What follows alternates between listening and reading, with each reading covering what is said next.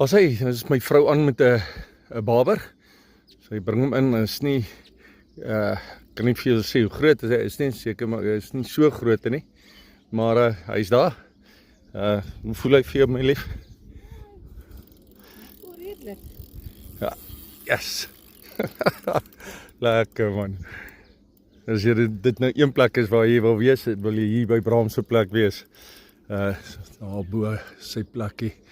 En hier so onder, ja nee. Jy sê ons is hier om die baber te vang en ek bedoel tweede gooi. Is my vrou aan en hier kom hy. Okay, sy's nog steeds besig. En wat sê ons as visvang lief? Dan 3 met catch it met. Daar sy. En dan kyk hoe groot is die enetjie.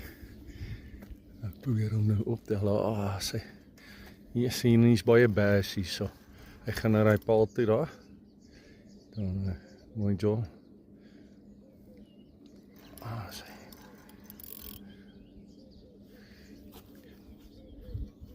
Ja. Hy sal nou daar hardloop.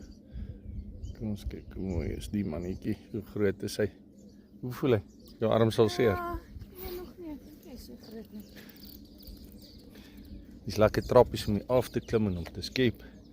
Ek wil net eers 'n foto kry van hom hier van bo af.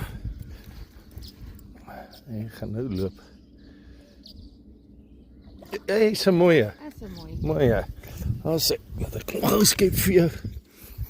En eers neem vir die oggend. Bring hom hier na die rubber toe as jy kan. En dan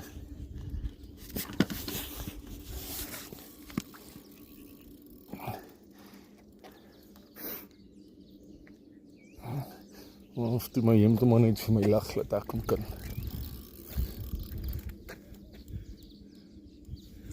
Ja, hemd hom lag lief. Baie mooi lig.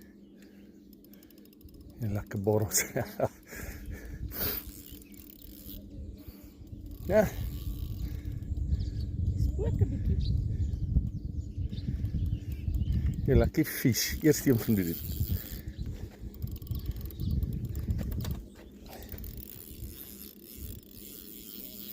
Maak hom bietjie vas voor.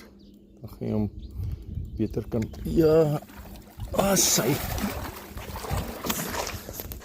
Mooi my vrou. Dis hy. Baie mooi. Ek gaan net hierso. Ons hy 6.80. Lekker baber, my vrou. Dan 3 met catch it. Daar's hy.